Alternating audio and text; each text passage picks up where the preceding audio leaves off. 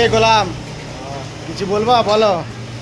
আর কি বলবো তোমাদের জাক্কুলকে ভাগা হয়েছে, কি কারণে ভাগা হয়েছে বলো। আর কি বলবো জাকুলকে ভাগিয়েছে এটার জন্য কি জোর জবরদস্তি করে কারণে আসার চেষ্টা করেছে ছুটি রাখার সত্ত্বেও সেই জন্য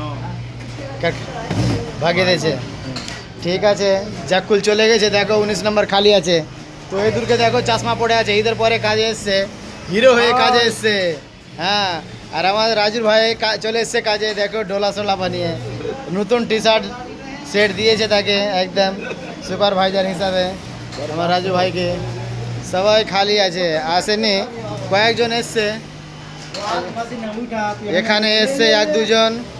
দেখো রহিম পাটুয়া এসছে 16 মাইল থেকে। কিছু বলবা রহিম, জাকুলকে ভাগিয়ে দিয়েছে, কিছু বলবা? ভালো করে নয়, মানে খুব খারাপই হলো। হ্যাঁ, একটা কারিগরকে ভাগিয়েছে।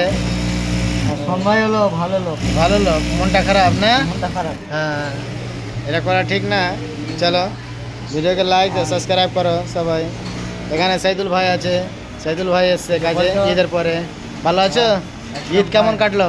খুবই ভালো। খুবই ভালো, আচ্ছা, থ্যাংক ইউ। আর কারিগর আসেনি, কয়েকজন এসছে খালি।